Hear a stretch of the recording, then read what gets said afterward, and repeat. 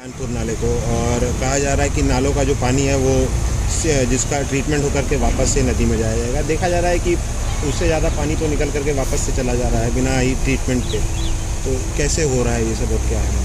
देखिए, अभी आप लोगों के माध्यम से और मीडिया के माध्यम से हम लोगों को भी सूचना हुई। सबसे पहले तो 2-3 चीज़ें सुधार करना चाहूँगा। सबसे पहली चीज़ कि जल निगम ग्रामीण नमामि गंगे योजना के तहत जो ये STP का काम कर रहा है, उसको जौनपुर शहरी क्षेत्र के नालों के नाम तक सही से नहीं पता है।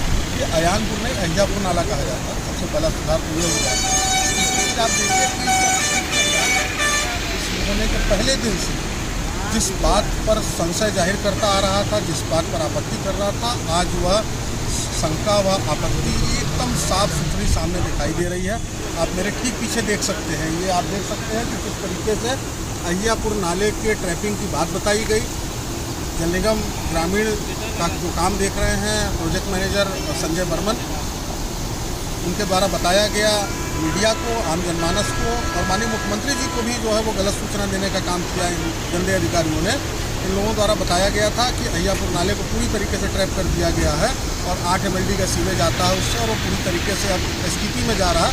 जबकि आप मेरे पीछे देख सकते हैं कि अहियापुर नाले से आने वाला सीवेज उनके द्वारा बनाई गई जो आगे पाइपलाइन है जिसमें जाना चाहिए, उसको उसमें जाने की वजह से गोमती नदी की तरफ बहने वाले पाइप में गिर रहा है और यह गोमती नदी को इसी तरह से प्रदूषित कर रहा है। मैं पहले दिन से कहता आ रहा था, स्वच्छ गोमती अभियान पहले दिन से इस बात को कह रहा था कि इनके द्वारा जो कि कार्य पद्धति इस्तेमाल की जा रही है, इनके द्वारा जो डिज़ाइन तैयार किया गया है, इनके द्वारा जो मेज़रमेंट किया गया है, पूरी तरीके से फेक है, पूरी तरह से फर्जी है और इसका फिर से आकलन किया जाना चाहिए, उसका मानक सही होना चाहिए।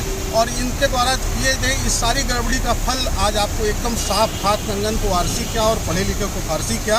आप पीछे देख सकते हैं कि किस तरीके से जो जिस नाले के पानी को 8 MLD सीवेज को STP की तरफ जाना चाहिए, उसमें जाने के बजाय वो पूरी तरीके से पुराने रास्ते से बहता हुआ गोमती नदी में लगातार मिल रहा है।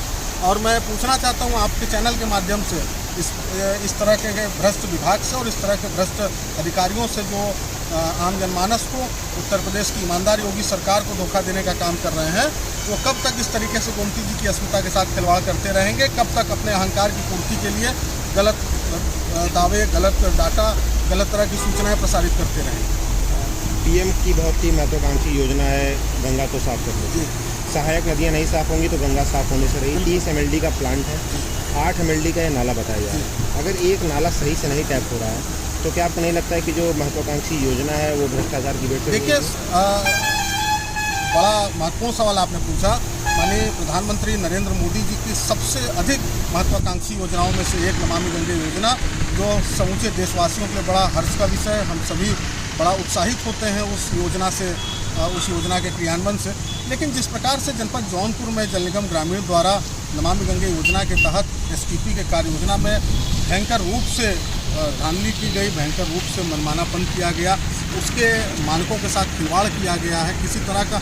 अब देखिए, जो समस्या सामने आ रही है, ये गलत तरीके के मेजरमेंट, ये मेजरमेंट का विषय आपको याद होगा कि स्वच्छ गोमती अभियान ने पहले दिन इस बात पर आपत्ति लगाई थी कि इनके द्वारा सभी नालों का मेजरमेंट सही तरीके से नहीं किया गया।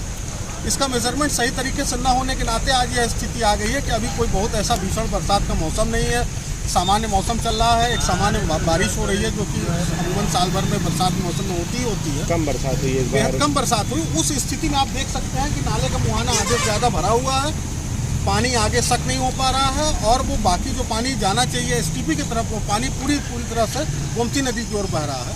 तो ये सारी चीज़ें गलत आकलन के नाते, गलत नापजोक के नाते और मनमाने रवैये, केवल भ्रष्टाचार के नियत से जो अधिकारी लगे हुए हैं इस पैसे की बंदर बाट के लिए, उनकी गड़बड़ी के नाते है। और माननीय मुख्यमंत्री जी तक भी इन लोगों ने गलत सूचना पहुंचाने का काम किया है, बड़ा दुर्भाग्यपूर्ण है।